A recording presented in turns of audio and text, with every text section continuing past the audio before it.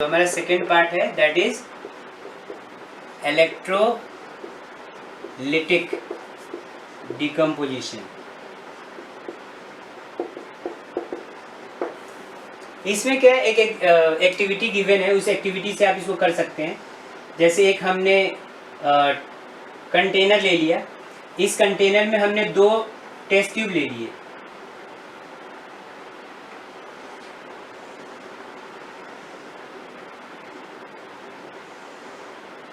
ठीक है, कंटेनर में हमने क्या किए, 2 टेस्ट ट्यूब ले लिए। ये कंटेनर पूरा वाटर से भरा हुआ है, इसमें वाटर है, फुल ऑफ वाटर, और 2 टेस्ट ट्यूब हमने ले लिए इसमें। इसके अंदर 2 इलेक्ट्रोड भी हमने लगा दिया। ठीक है, यहाँ पे समझ लो कि ये सील्ड है, 2 इलेक्ट्रोड हमने लगा दिया इसमें। एक को हम इसको फिर हमने बैटरी से भी जोड़ दिया है। ठीक है, इसको बैटरी से जोड़ दिया हमने, करंट भी देना है। ये वाटर है, ठीक है, और ये जो है एक हमने ले लिया है एनोड और एक हमने ले लिया है कैथोड। ठीक है, 2 यहाँ पे इलेक्ट्रोड है, एक को एनोड लेंगे, दूसरे को कैथोड लेंगे। जो एनोड होता है वो पॉजिटिव चार्ज होता है, ठीक है ना, यहाँ पे लिख देता हूँ मैं, ये पॉजिटिव चार्ज होगा और ये जो होगा वो नेगेटिव चार्ज होगा।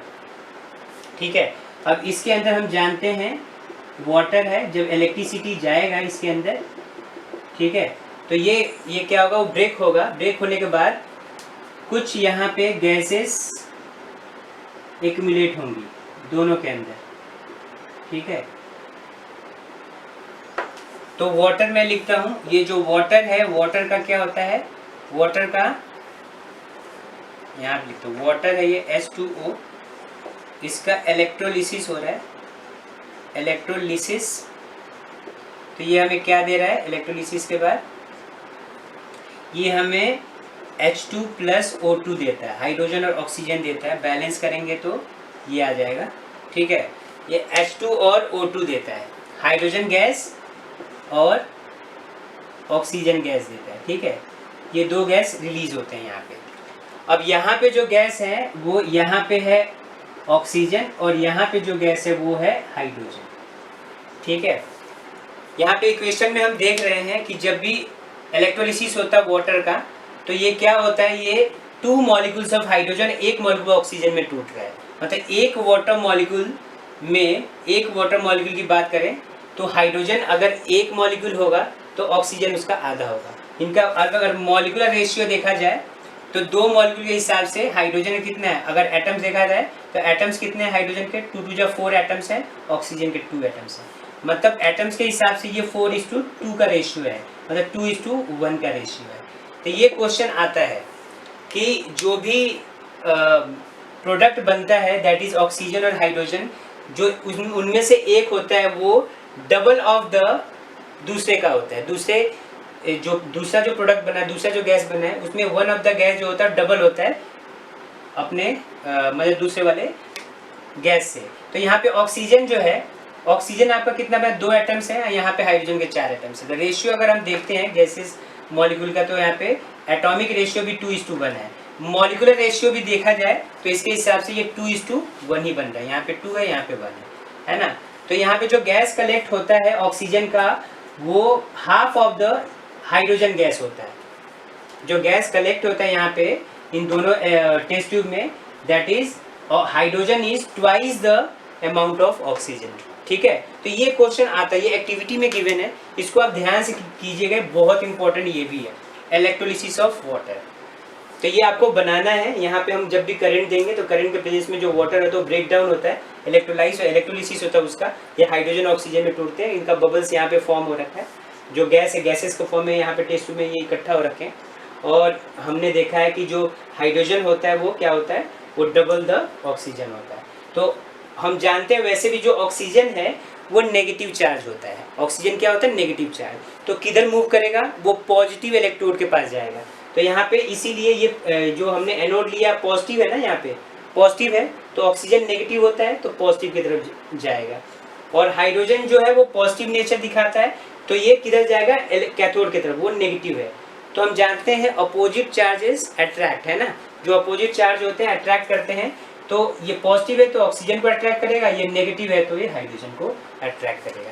इसीलिए कैथोड के पास हाइड्रोजन इकट्ठा हो रहा है और एनोड के पास ऑक्सीजन इकट्ठा हो रहा है। डिकम्पोजिशन रिएक्शन, इसको इलेक्ट्रिकल डिकम्पोजिशन या इलेक्ट्रोलिटिक डिकम्पोजिशन बोल सकते हैं। हम देख रहे हैं कि हमने एक एक्सपेरिमेंट की, ये एक्टिविटी आपके बुक में गिवन है। इसमें हमने वाटर के अंदर 2 टेस्ट ट्यूब लिया है, उसके अंदर 2 इलेक्ट्रोड लगा रखा है, ये सील्ड है, और उसके अंदर जो वाटर हो रहा है, वाटर का इलेक्ट्रोलाइज हो रहा है, इलेक्ट्रोलिसिस हो रहा है, जिसकी वजह से वाटर 2 में टूट रहा है, 2 मॉलिक्यूल में, that is hydrogen and oxygen. जो हाइड्रोजन का नंबर है ट्वाइस द ऑक्सीजन नंबर है, देख लो, या हम बोलेंगे हाइड्रोजन का जो अमाउंट होगा twice than that of oxygen का अमाउंट होगा। यहाँ पे 4 एटम्स हाइड्रोजन के, एटॉमिक रेशियो देखा जाए 4 एटम्स हाइड्रोजन के हैं, 2 एटम ऑक्सीजन के हैं, तो 2:1 रेशियो।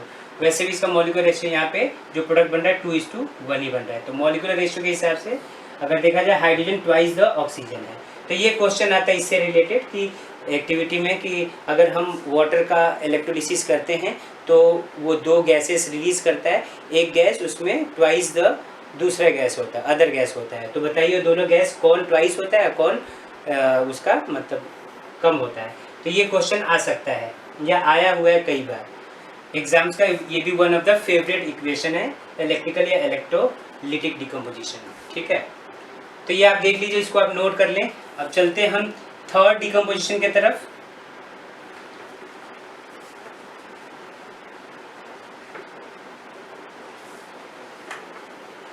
तो जो हमारा तीसरा थर्मल डिकम्पोजिशन है, थर्ड वन, वो है आपका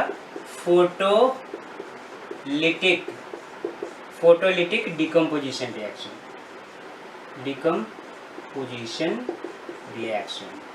ठीक है। फोटोलिटिक या इसको फोटोलिसिस भी बोलते हैं, हम बोल सकते हैं, या इसको आप फोटोलिसिस भी बोल दो। फोटोलिसिस का मतलब सनलाइट के प्रेजेंस में ब्रेक डाउन होना, है ना। फोटो मीन्स लाइट होता है, लिसिस मीन्स ब्रेक डाउन, है ना। तो लाइट के प्रेजेंस में ब्रेक डाउन, तो यहाँ पे सनलाइट का हम यूज़ करेंगे। तो इसमें भी एक एक्टिविटी गिवन है आपके बुक में कि एक सब्सटेंस होता है जिसको अगर हम प्लेट में बाहर में सनलाइट के प्रेजेंस में रख दें तो वो ग्रे टर्न हो जाता है, it turns into grey colour, है ना। वो ग्रेइश कलर जो होता है वो किसका होता है। तो इसमें हम 2 इक्वेशन लेंगे, इसका आंसर लिख लेंगे आप पहले ही। Reaction which take place in या the decomposition reaction which take place in the presence of sunlight या in the presence of light, है ना, उसको हम क्या बोलते हैं, फोटोलिटिक डिकम्पोजिशन। इसको अब लिख ले, द रिएक्शन विच या take place in the presence of sunlight, ठीक है। उसको हम क्या बोलते हैं, फोटोलिटिक डिकम्पोजिशन। यहाँ पे एग्जाम्पल अगर देखा जाए तो ये एग्जाम्पल याद रखना, AgCl होता है। क्या होता है, AgCl, सिल्वर क्लोराइड। इसको जब हम सनलाइट के प्रेजेंस में रखते हैं तो ये बन जाता है आपका Ag + Cl, ठीक है। तो बैलेंस करेंगे, Cl2 हो गया, इस 2 कर दो, ये 2 हो जाएगा, बैलेंस हो गया। और ये होता है, ये ग्रे कलर में चेंज हो जाता है, ग्रेइश कलर में, है ना, सिल्वर ग्रे कलर का होता है। ऐसे ही दूसरा है AgBr, सेम टू सेम, ये भी यही होगा, सनलाइट के प्रेजेंस में रखेंगे, सनलाइट, ठीक है। तो ये किस में टूटेगा, ये भी Ag में टूटेगा, यहाँ पे हटाता हूँ, ये Ag में टूटेगा प्लस Br2 में टूट जाएगा, ठीक है। तो ये 2Ag बैलेंस हो गया सारा का सारा, ठीक है। तो ये दोनों ही किस कलर के होते हैं, ये दोनों ही ग्रे कलर के होते हैं। This one is also grey, ठीक है, ग्रे, और ये भी होगा ग्रे, ठीक है, ग्रे कलर का हो जाता है ये। तो ये क्वेश्चन आता है, और ये दोनों जो रिएक्शन है, they are used in black and white photography. ये बहुत इंपॉर्टेंट है, कई बार पूछा गया है बोर्ड के एग्जाम में भी। फोटोग्राफी ये पूछा जाता है 2 कंपाउंड्स या 2 सब्सटेंस बताइए या 2 कंपाउंड बताइए जो ब्लैक एंड वाइट फोटोग्राफी में यूज़ होते हैं। तो ये है, ये रिएक्शन का ही यूज़ किया जाता है actually black and white photography में। आपने देखा होगा उसमें वो जो फोटोज़ होती है वो थोड़ा ग्रेइश कलर की होती है।